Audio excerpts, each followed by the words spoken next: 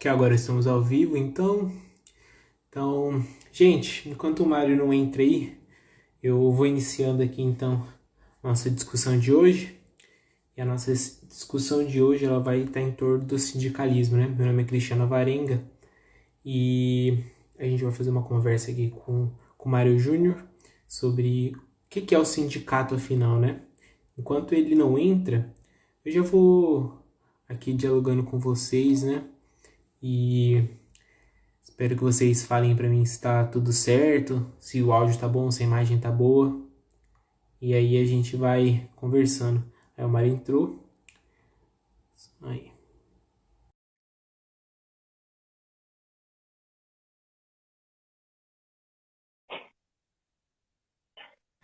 Agora eu já consigo te ver, camarada. Tudo bom? Beleza, cara? Como é que você tá? Beleza. Tudo bom, então. Ô, Mário, quero que você se apresente aí um pouco, cara. Fala a sua trajetória aí, em que você trampa, qual que é a sua formação. Sinta-se à vontade aí. Bom, primeiro, boa noite, Cristiano. Boa noite a todas as colegas e colegas que estão aí assistindo mais esse trabalho aí organizado pelo nosso colega Cristiano. Eu sou Mário Júnior, eu sou técnico administrativo em educação na UFO, trabalho no CEDIS, que é o Centro de Documentação e Pesquisa em História, vinculado ao Instituto de História da UFO. Sou amigo do Cristiano, tenho essa satisfação de poder compartilhar a vida, a luta com o Cristiano, aprender sempre com ele. E acho que esse convite que ele me fez se deve pelo fato de que durante o período de 2016 a 2019, eu também atuei na coordenação geral do Sintete UFO, que é o Sindicato dos Técnicos Administrativos em Educação da UFO.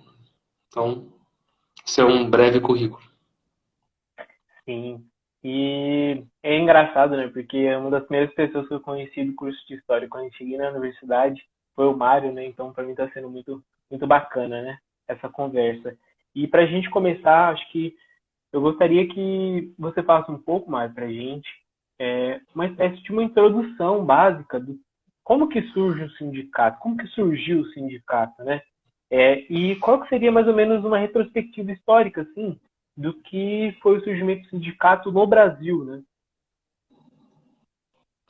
Então, em termos mais históricos, mais gerais, Cristiano, o sindicato ele surge com o advento da Revolução Industrial na Europa, né? Quando o capitalismo começa a se desenvolver, a burguesia começa a se desenvolver enquanto classe para ganhar o poder político, porque ali ela já tinha o poder econômico, né? E com o advento das revoluções inglesas e francesas vem o processo também de revolução industrial.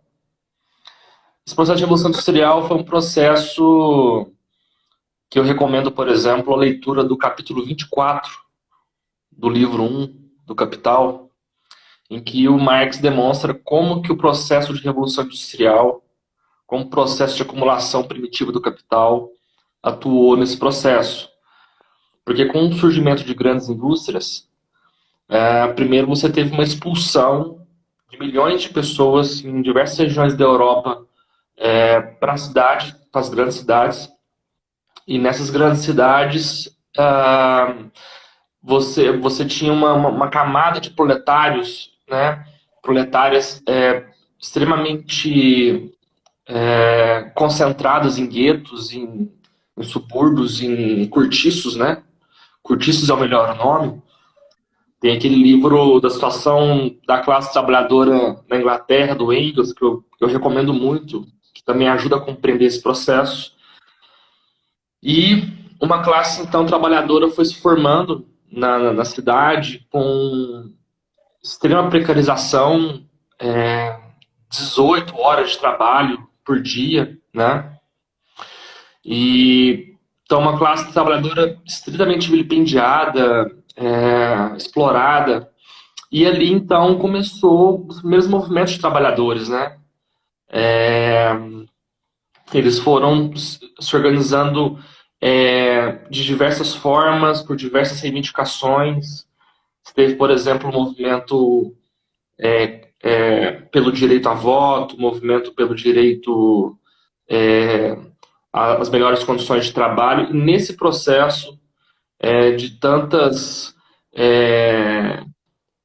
de tantas de tantas tentativas, os sindicatos eles começaram a ser constituídos, né, como espaço de organização.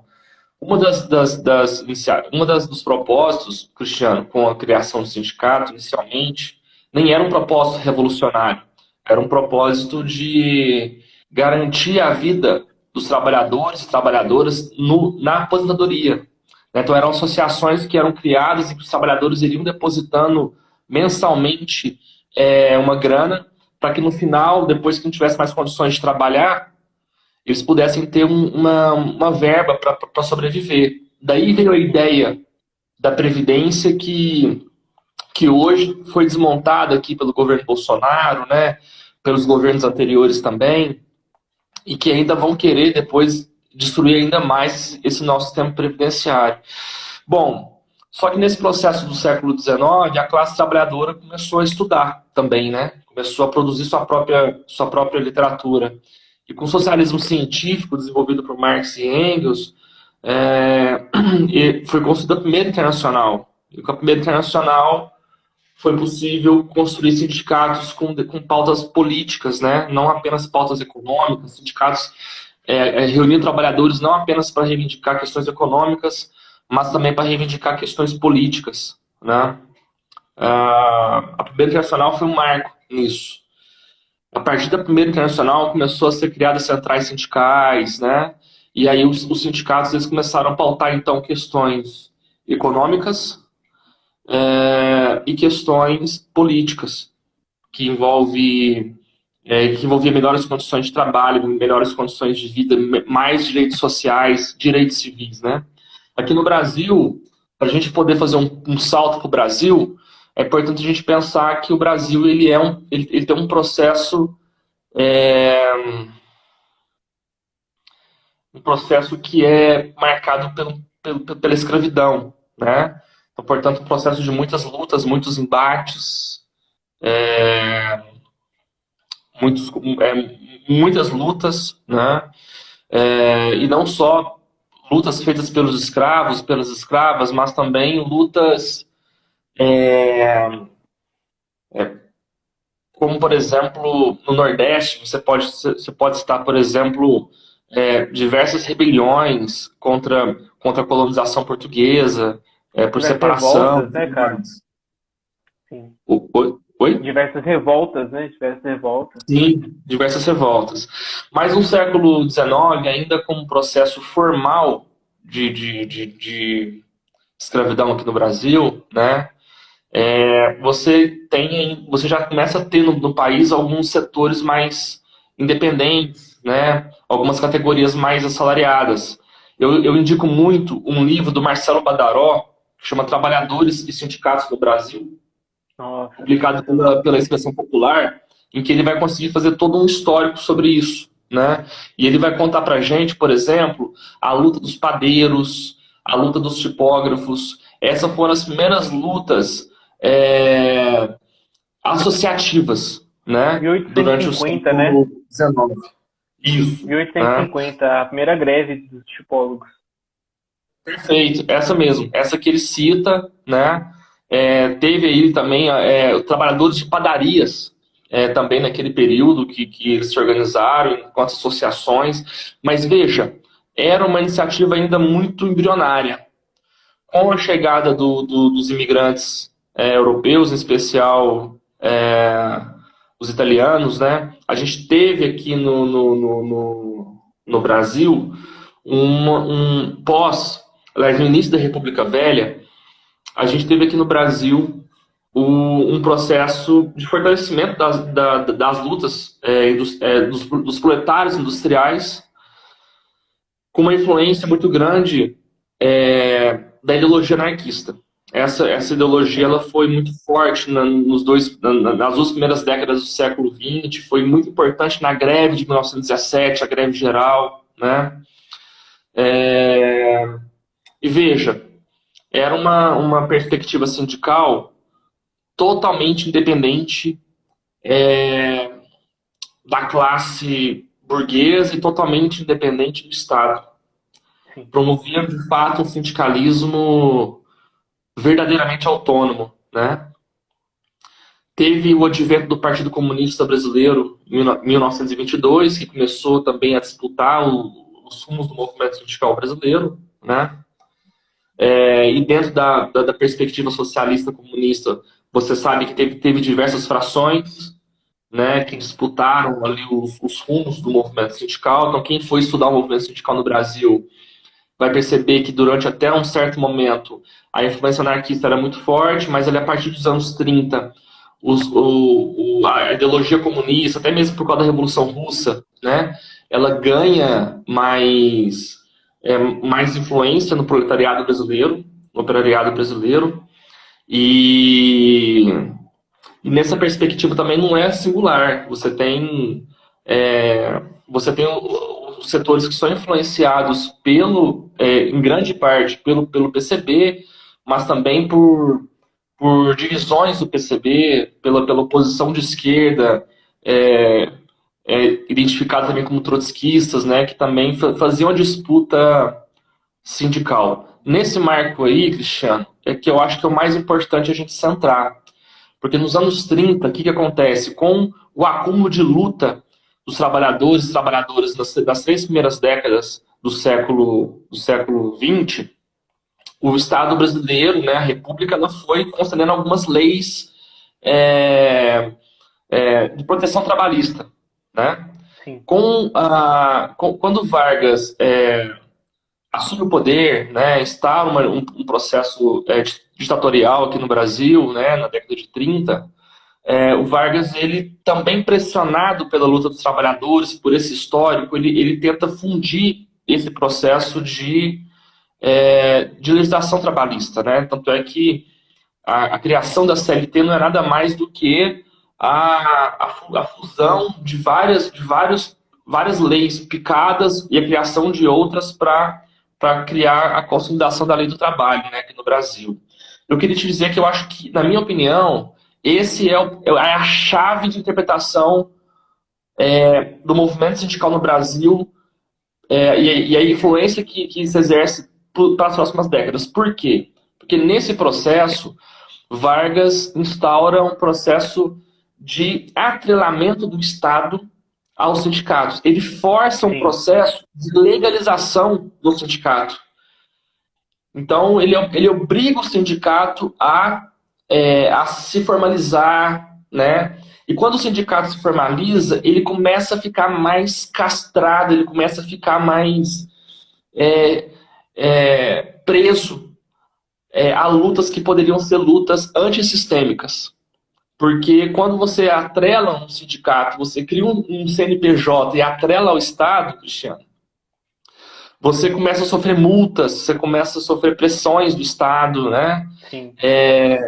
O movimento, de alguma forma, tentou resistir, né? Uma parte do movimento resistiu, os setores de esquerda, né? Os comunistas resistiram a esse atrelamento, né? Teve um embate muito constante naquele momento, né? Sim, sim. Porém, o Vargas era um regime ditatorial, né? Ele conseguiu criar sindicatos pelegos, né? Conseguiu criar sindicatos chapas brancas, assim, para que pudessem ser a referência da categoria. E aí, naquele momento, os sindicatos formais eram aqueles que ofereciam um acesso ao clube, oferecia algum acesso à cultura, ao lazer.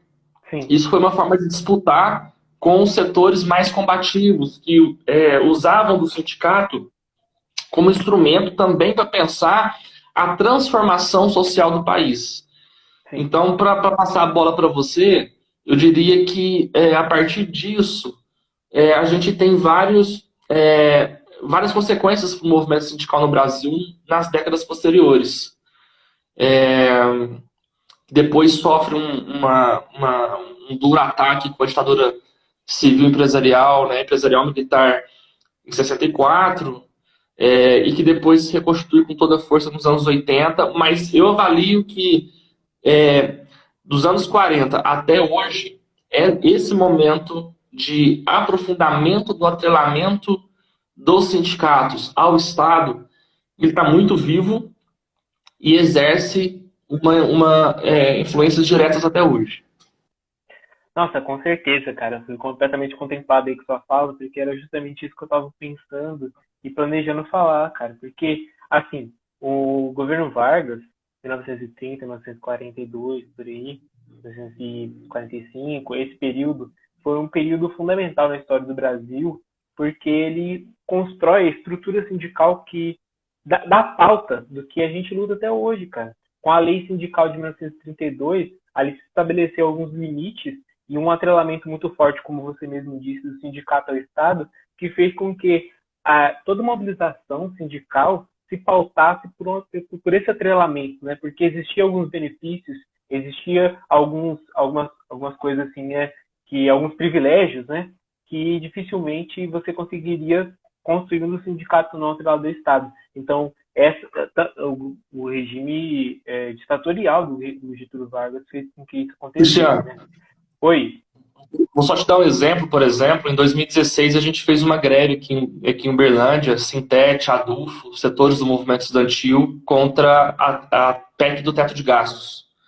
Naquele Aham. momento nós fechamos a universidade, fechamos o campus, fechamos portões e à frente do sindicato não faltaram ameaças do Ministério Público Federal a querer processar o sindicato, a querer caçar o nosso CNPJ, a querer, enfim, criar um processo mesmo de destruição da entidade, né, de inviabilização da entidade. Então, isso, por exemplo, é algo muito explícito do que é o processo de atrelamento do Estado, dos sindicatos ao Estado. Sim, cara, sim, cara. Eu troquei aqui de fone porque o pessoal falou que o áudio estava baixo, né? Mas é justamente isso, por exemplo, que acontece na ditadura, né, velho? A ditadura faz um movimento que é muito interessante, que ela vai fazer o quê? Ela vai intervir no primeiro ano em 2.000 sindicatos, vai tirar 3 mil dirigentes da linha de frente, né? Os dirigentes mais presentes na luta, que levavam a luta para uma radicalidade. E acontece uma coisa que é muito interessante, que ela permanece com o financiamento do Estado nos sindicatos, né? Ela não fecha todos os sindicatos, permanece com alguns sindicatos pelegos e irriga com dinheiro público, sabe? E isso que eu acho que é um ponto-chave, como você mesmo comenta, para a gente pensar o sindicalismo, porque essa estrutura é, do sindicato naquele momento da ditadura, ela é fundamental porque ela tinha um controle de massa muito forte, né? Porque, como você mesmo comentou, o sindicato conseguia algumas coisas como lazer, saúde, educação, que o capital ainda não tinha chegado, né? Que o capitalismo ainda não estava se apropriado disso. Mas só que nos anos 80, esse cenário muda muito, né? Esse cenário passa a demonstrar a limitação desse sindicalismo pelego, né? Com o fim da ditadura, e existe socialmente, né? Um grande movimento de reivindicações e de melhorias salariais para os salários voltarem a ser o mínimo para as pessoas conseguirem sobreviver, porque a ditadura fez um arroxo salarial, né? E ali naquele momento passa a se ter e a se fundar um sindicato que hoje é um dos mais conhecidos, que é a CUT, e o Partido dos Trabalhadores. E isso é de fundamental importância porque eles nascem de uma ruptura com o sindicato pelego, mas eles não avançam com essa ruptura, né? Ele isso é importante porque, tipo assim, essa consolidação dessa estrutura sindical com financiamento do Estado é o que fez com que o sindicato, de uma certa forma, se apelegasse, né, cara? Se apelegasse, porque é como você disse, se você vai contra ali a estrutura do Estado e como essa greve que você comentou, você sofre cerceamento, você é caçado, porque o CNPJ tem que ter, né? E aí, cabe uma pergunta que é fundamental para esse momento que a gente está vivendo, assim, né?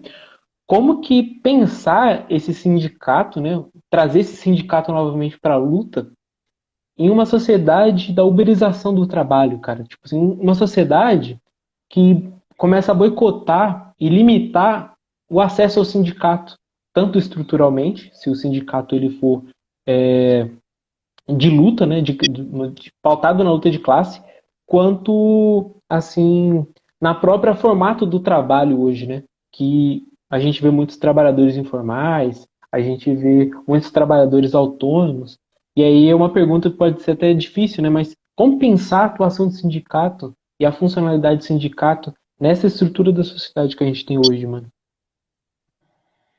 Eu acho que essa pergunta é uma pergunta que está tentando ser respondida por diversos companheiros e companheiras, né, que atuam no movimento sindical em todo o país. Diria que é a pergunta de US$ 1 milhão, né? E que às vezes a gente não vai conseguir nessa live ter uma resposta muito objetiva ou ter uma receita muito fechada, mas eu acho que a gente consegue sintetizar aqui ou elencar alguns elementos importantes. O primeiro é pensar que o movimento sindical hoje, quem estiver na direção do sindicato, né, quem estiver pensando no movimento sindical, tem que entender que nós não vivemos mais na era taylorista-fordista. Quando a CUT, quando a Central Única dos Trabalhadores nasce no Brasil com o fim da ditadura militar, você tinha majoritariamente uma classe trabalhadora brasileira taylorista e fordista, né? A partir da década de 80, mas com um avanço extraordinário nos anos 90 e agora nos últimos 20 anos, ou seja, nesses últimos 30 anos, a gente percebe então que a estrutura produtiva do capital aqui no Brasil ela é uma estrutura toyotista, né? Esse é o primeiro aspecto. E Sim, agora a gente está vivendo uma nova reconfiguração do toyotismo, que é a questão do capitalismo de plataformas, a questão da uberização da classe trabalhadora, né? Então, primeiro aspecto, se a gente continuar com o mesmo discurso, com o mesmo receituário, com as mesmas táticas da década de 80, quando surge a CUT, eu penso que a nossa classe, penso que nós vamos patinar por muitos anos, porque a gente não vai conseguir corresponder à realidade. Esse é o primeiro aspecto. Mas o segundo aspecto que eu acho que é importante é que, independente da gente pensar as novas táticas, a questão estratégica que estava presente na fundação da Central Única dos Trabalhadores, que depois se perdeu, que depois foi abandonada, né? A estratégia do sindicalismo classista, e o que significa isso? Significa que é uma prática sindical em que você consegue compreender que nesse processo há luta de classes, né? Ou seja, não é possível conciliar direitos sim, entre proletariado e capital, entre capital e trabalho, não dá, né?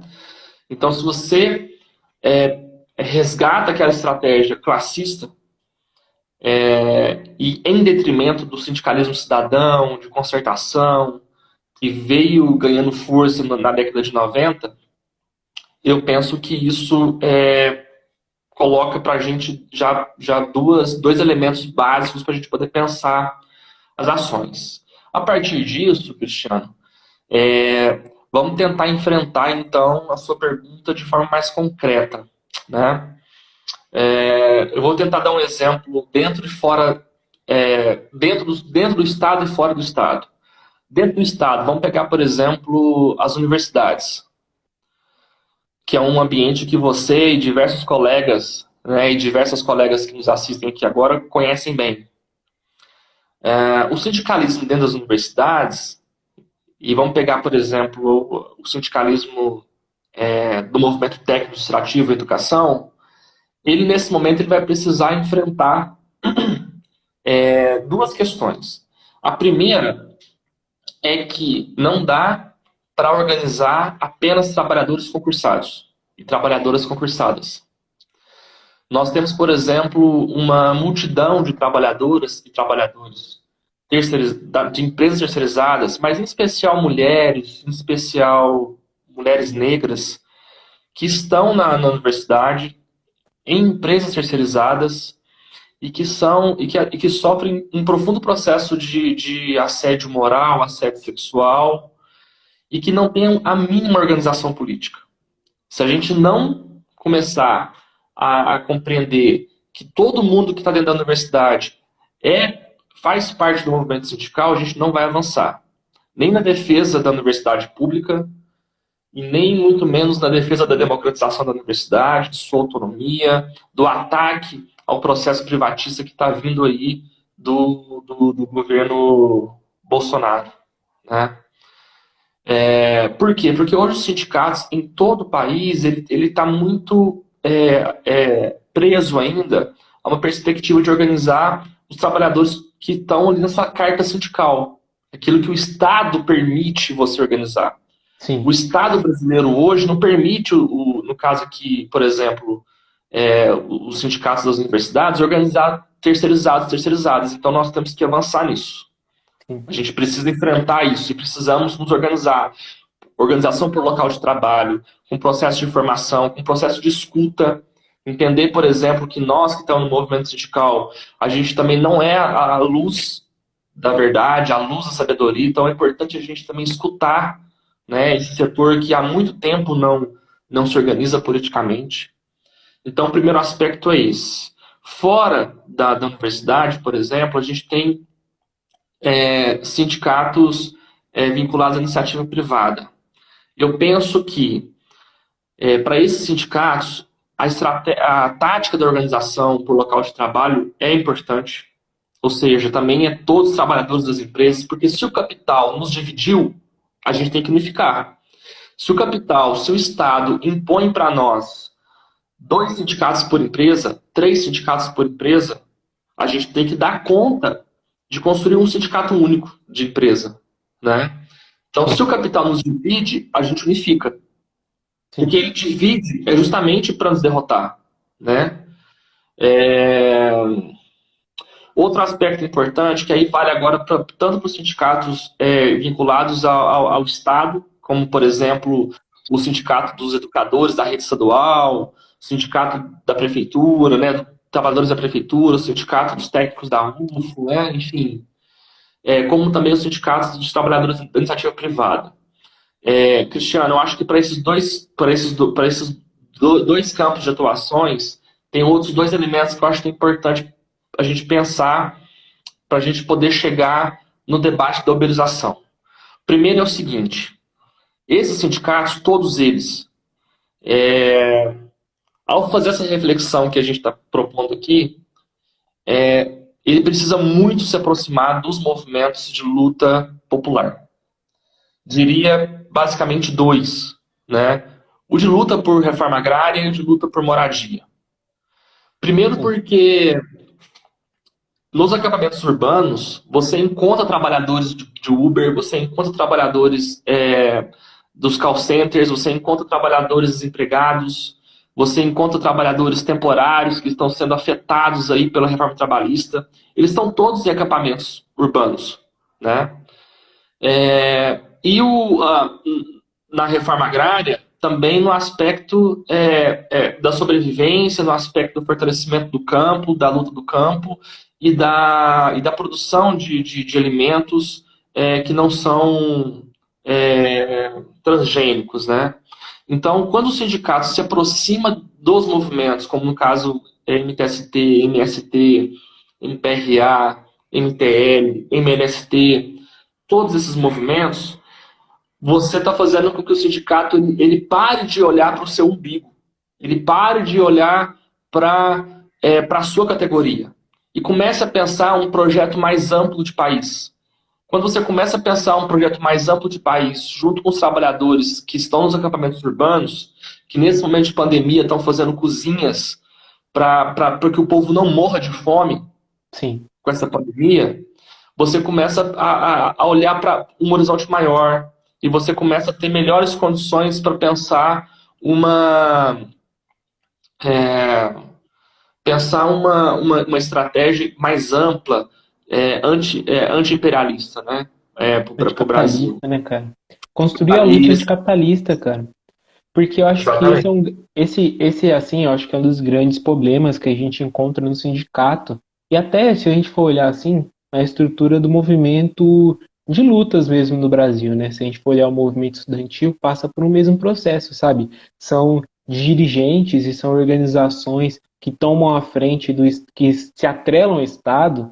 E a gente aqui pode dar nome para os bois, assim, por exemplo, o PCdoB, o JS, o Levante Popular da Juventude, na frente da Uni, se a gente olha a CUT, o PT, etc., todos esses setores assim, da esquerda reformista, de uma certa forma, se limita e para no limite que estava imposto na década de 60, a institucionalidade do sindicato, etc. Né? Por quê? Porque não coloca como primordial, que é o básico, a destruição do capitalismo, velho. Acho que é esse a radicalização que a gente precisa ter sempre em mente, sabe? Porque não tem como a gente construir e olhar para a uberização do trabalho, e olhar, por exemplo, os trabalhadores precarizados, e olhar para os trabalhadores que estão em condições de ocupação, que estão lutando dia após dia para se alimentar, etc., sem pensar que essa situação que a gente está vivendo está tudo errado, sabe? Sem pensar que fazer remendos nessa realidade. Não que as reformas não sejam importantes, que são importantes, né? Mas só que a gente não pode se limitar a isso, sabe? A gente não pode deixar de apontar que o limite se encontra no capitalismo. Capitalismo, na pandemia, a gente está vendo isso claramente. Sem o trabalhador, sem a posição de pauperização do trabalho cotidianamente, o capitalismo quebra. E quando a gente passar a pandemia, esse vai ser nosso grande desafio da esquerda, o grande desafio também do movimento sindical, que é a gente conseguir organizar o trabalhador para o trabalhador não morrer, velho. E aí, porque essa situação que está sendo posta, né? Cadê as grandes centrais sindicais mobilizando uma grande greve e mobilizando, tipo, grandes ações, assim, de uma certa forma? Claro, tem toda essa limitação que a gente está vivendo, mas o trabalhador, mano, tá passando fome, tá ligado? Tem gente que não tem onde cair agora mesmo. Essa semana, o Zema conseguiu destruir todo um acampamento de 20 anos de luta, sabe? Onde aqueles trabalhadores vão estar, sabe? Como que aqueles trabalhadores vão se alimentar. E essa é uma pauta que é fundamental. E como a gente sair disso, eu acho que é a questão, velho. Porque para mim eu vejo assim de duas formas, que essa estruturação desse movimento sindical, por exemplo, pelego, distante das classes trabalhadoras, se deve por duas circunstâncias, assim, né? A primeira a gente já discutiu, essa condição histórica, né? Esse acúmulo histórico das lutas e o desenvolvimento, o atrelamento do sindicato ao Estado, né? À institucionalidade burguesa, né? E um segundo aspecto é a falta desse horizonte de uma transformação social. Acho que esse é o fundamental. Quando a gente deixa de colocar como um ponto fundamental isso que a gente vem discutindo, né? Quando a gente deixa de estar junto à base, a gente se perde, né, nesse caminho. A gente se perde. E aí a gente vai perdendo trabalhadores, a gente vai deixando de conscientizar, a gente vai perdendo um papel social que o sindicato e a organização sindical surgiu, que é organizar o trabalhador, defender a vida do trabalhador, defender a dignidade do trabalhador e defender uma sociedade melhor para a gente viver. E essa limitação que se apresenta assim, tipo, de uma forma muito clara para a gente hoje, né? Com todas essas circunstâncias, porque esse limite nos impede de perceber que não é possível transformar a realidade, transformar e defender o trabalhador, de uma certa forma, no capitalismo, porque o capitalismo está se desenvolvendo para um momento no qual a gente vai ter duas opções. Ou a gente, e aí eu estou parafraseando Marighella, né? Ou a gente luta, resiste, a gente tem uma perspectiva de uma transformação social, porque não tem outra saída a não ser a transformação social, ou a gente se conforta e se contenta com o capitalismo que a gente tem e tenta remendá-lo. Mas só que isso é a morte, velho. A gente tentar remendar o capitalismo depois dessa pandemia, com o que vai vir depois, né, da crise, é a morte para o trabalhador, sabe? Então, eu acho que essa questão que a gente tem que pensar e deixar cada vez mais claro. Porque se a gente não se organiza de uma forma classista, se a gente não entende que existe essa luta de classe e que não é possível negociar com os patrões, a gente não vai avançar na luta, né? A gente não vai conseguir é, construir uma sociedade nova, velho. Uma sociedade que a gente almeja, com saúde de qualidade, porque não tem como fazer isso senão na luta, senão na base. E também mobilizar todo um campo de pessoas, toda uma estrutura de gastar dinheiro, que, mano, sindicato gasta dinheiro pra caramba, dinheiro do trabalhador, sabe? Pra gente ganhar migalha, sabe? E aí chegar depois de 20 anos, 13 anos de reformas, a gente perder tudo assim em pouco tempo, é frustrante, cara. Eu acho que é esse o cenário que a gente encontra hoje, né? Essa frustração de uma falta de representação, de não ter uma organização assim, né? Que possa defender, né? As nossas reivindicações, né? A nossa luta, né? Porque a gente tá lutando pra ter R$ 600, tá ligado? Pra ter R$ 200 pra conseguir ter em casa nesse momento, né?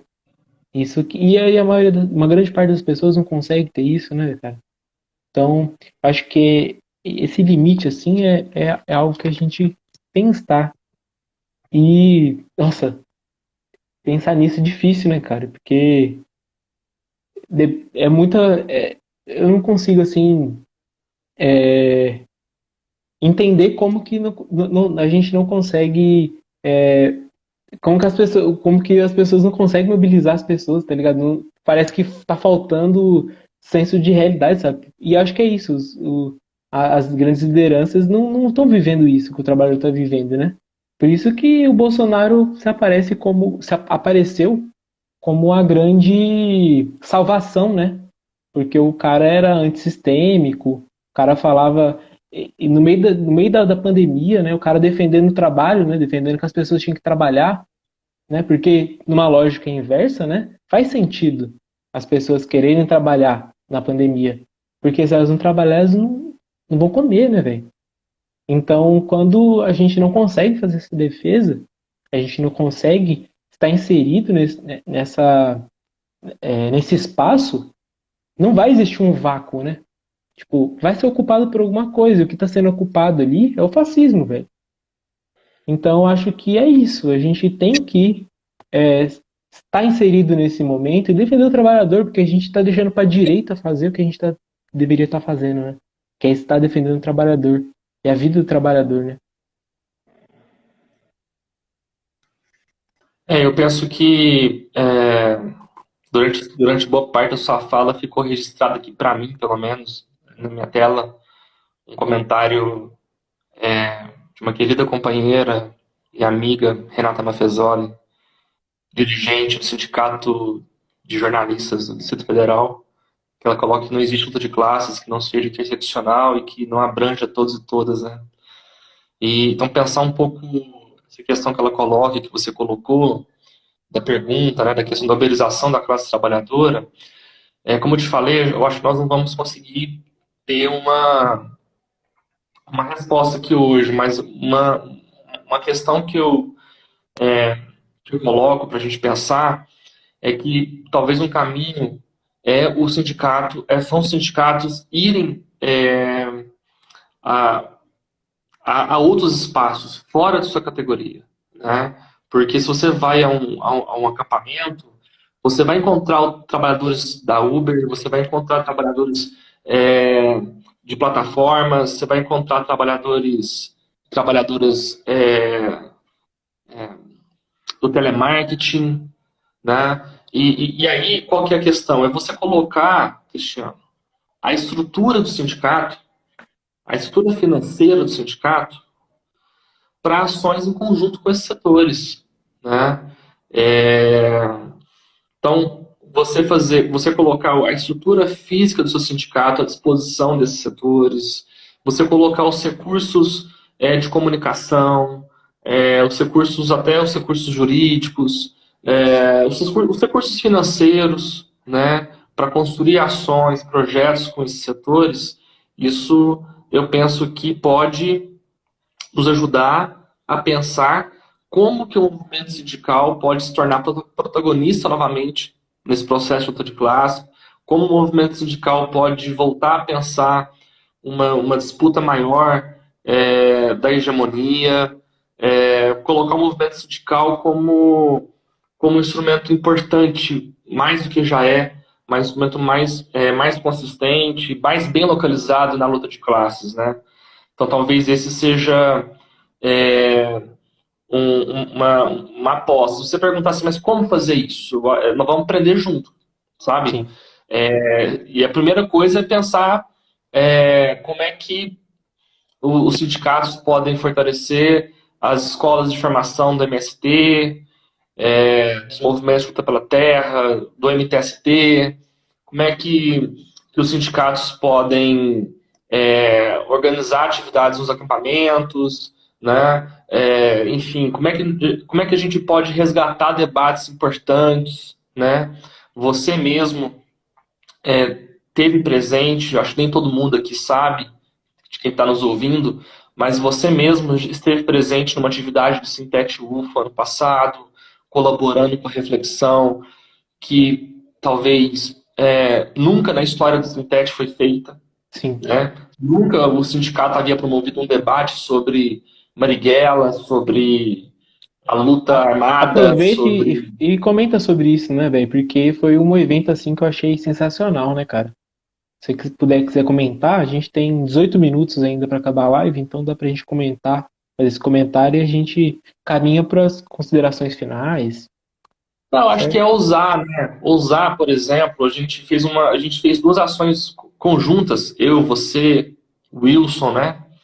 A Eliane, a gente fez ações ousadas, que foi trazer o Carlos Eugênio, ou seja, colocar o Carlos Eugênio Paz para falar para a categoria, para falar para os técnicos, né? E para as técnicas da UF. Então, veja, você colocar um debate sobre luta armada para uma categoria técnica administrativa e educação, eu vejo como algo muito importante. E ainda Assim, trazer, ainda mais cara, o se foi último, feito. naquele momento, né? Quem não conhece o Carlos Eugênio, foi o Clemente, né? O último comandante vivo da LN, né? Infelizmente a gente perdeu ele ano passado, mas ele esteve presente e fez esse debate muito interessante, né, lá conosco. E foi fundamental, assim, isso.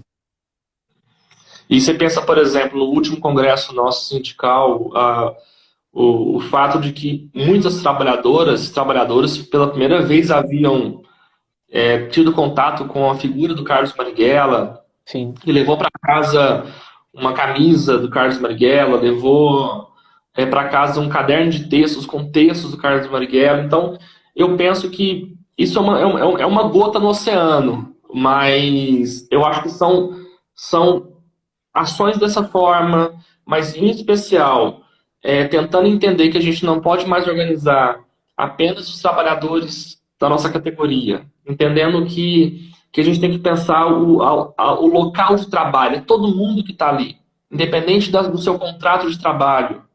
Você compreender que é muito importante essa relação com setores de fora da categoria.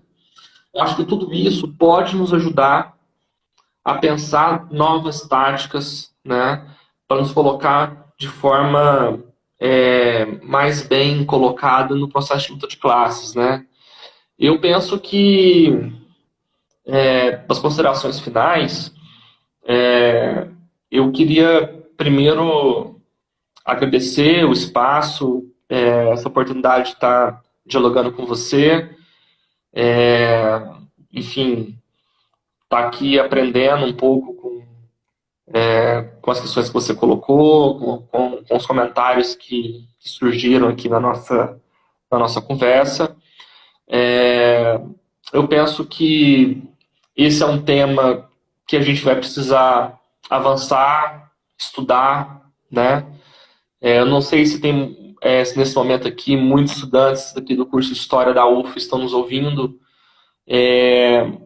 Mas eu acho que é importante lembrar que a luta dos trabalhadores e trabalhadoras é um farto campo de pesquisa da história, né? Então, convidar, né, os colegas, as colegas a pensarem em temas de pesquisa que envolvem a luta das trabalhadoras, que envolvem a luta dos trabalhadores, para que a gente possa produzir pesquisas que contribuam também na mobilização da classe trabalhadora brasileira, que contribuam na luta por um mundo melhor. E, enfim, queria me colocar à disposição para novos espaços, para novos debates. Eu acho que tem muitos elementos que a gente deixou de pontuar aqui, né? Existem também muitos elementos polêmicos, né? Sim, Por exemplo, a gente hoje vivencia, por exemplo, uma conjuntura em que a direção nacional da CUT e da CTB e de outras centrais vacilam, né? Tem uma perspectiva reformista. Mas eu acho que o debate ele não é tão simples assim. E a gente precisa enfrentar, porque eu penso que sem a base da CUT, sem a base do CTB, e a base da CUT, a base do CTB não são todas reformistas, sim, sim. né?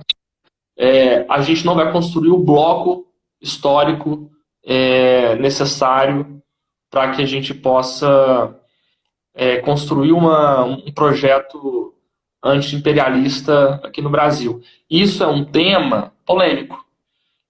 Provavelmente, às vezes, de forma muito saudável e respeitosa, como sempre, pode ter alguma divergência entre nós e quem nos Sim, sim. escuta. Mas eu acho que é um debate a ser feito, porque você também citou a questão do Partido dos Trabalhadores, né? Eu sou do Partido Socialista e Liberdade. Eu percebi que você está na Unidade Se eu não per... Popular. Uhum. Parabenizo você por estar se organizando. Tenho enorme respeito pelos companheiros e companheiras da UP. Mas por exemplo, eu entendo que eu diferencio muito o que é a direção nacional do PT e o que é a base petista.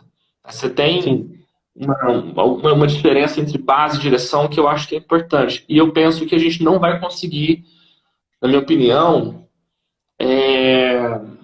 avançar no que a gente precisa avançar se a gente não considerar talvez algumas contradições desse processo. Então, com assim, certeza. coloca aí ao debate aí para a gente poder pensar outras reflexões sobre isso. Não, com certeza, camarada. Acho que você pontuou, acho que é fundamental, porque também a gente vai pensando assim, né? E colocando em uma hora, disposição, falta 10 minutos para ter uma hora, e a gente acaba se limitando à superfície das questões, né? Quando na realidade o processo ele é longo e ele é a longo prazo, né? O projeto é como o Brodel nos ensina, né? Que é pensar a história a longo prazo, né? Pensar a história de uma maneira não, de uma certa forma, presentista, digamos assim. Porque a gente vai,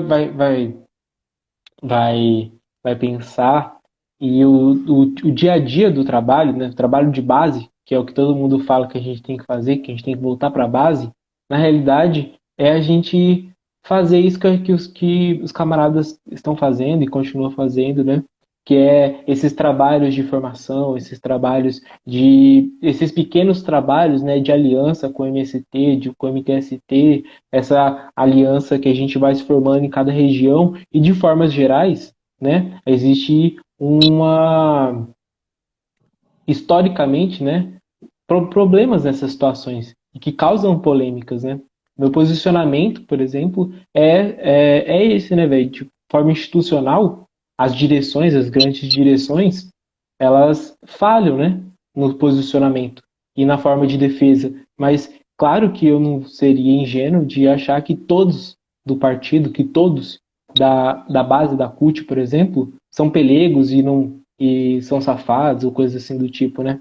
Porque isso é uma generalização que a gente é impossível se fazer, cara. Porque quando a gente vê no dia a dia, em vários momentos, a gente vê que existem alianças que a gente pode ser feita, saca? Um grande exemplo disso que você comentou, por exemplo, a gente da UP, em Montes Claros a gente tem uma aliança muito forte com o PT lá de Montes Claros, né? Tanto que a gente apoia uma candidatura lá e etc., porque lá se mobiliza como um espaço de luta e de construção coletiva, né?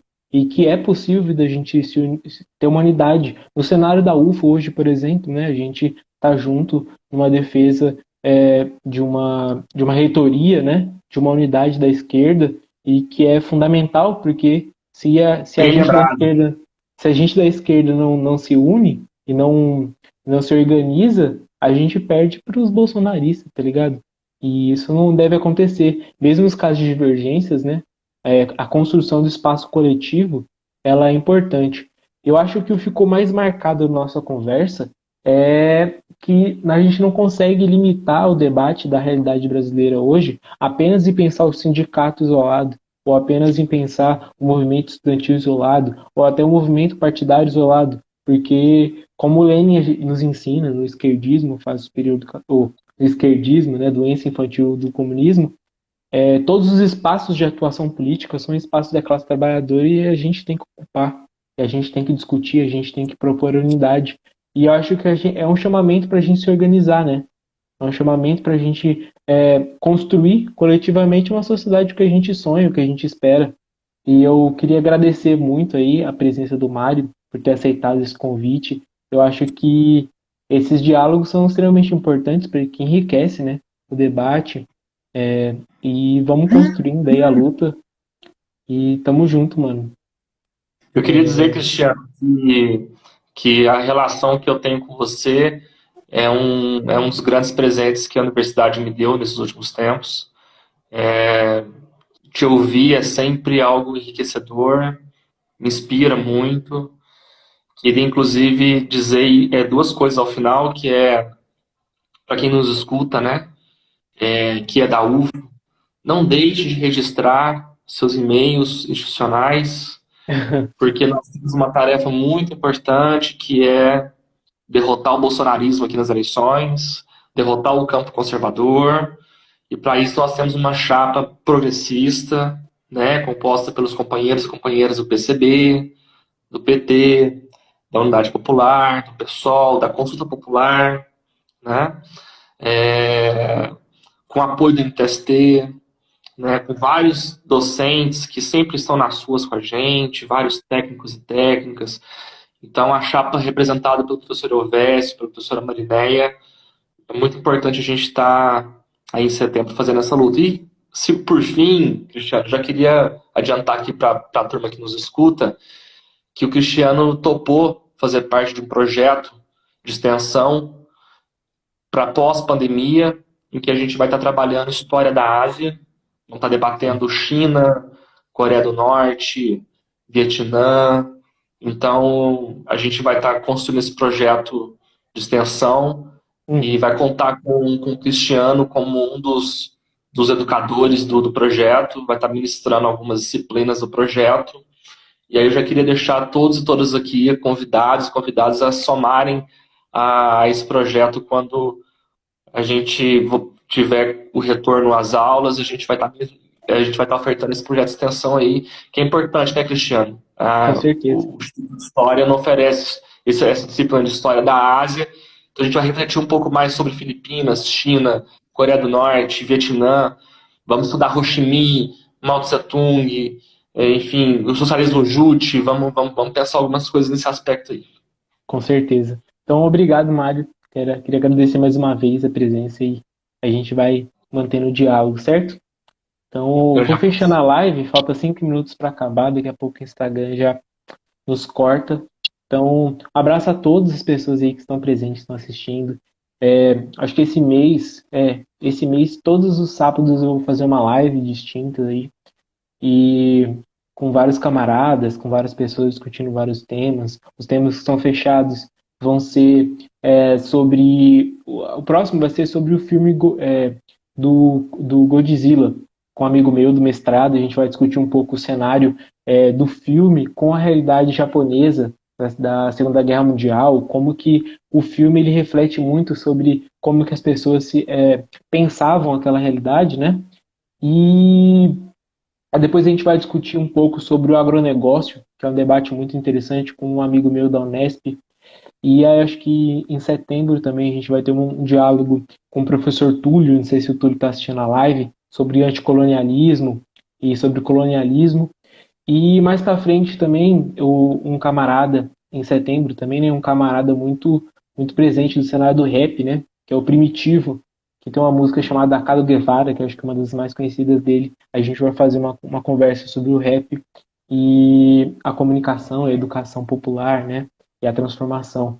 Então vai ser bem interessante, espero que vocês apoiem o projeto, continuem me ajudando aí, né, os números só estão crescendo, então, muito obrigado a todos e todas que estão participando, certo? Muito obrigado e até a próxima.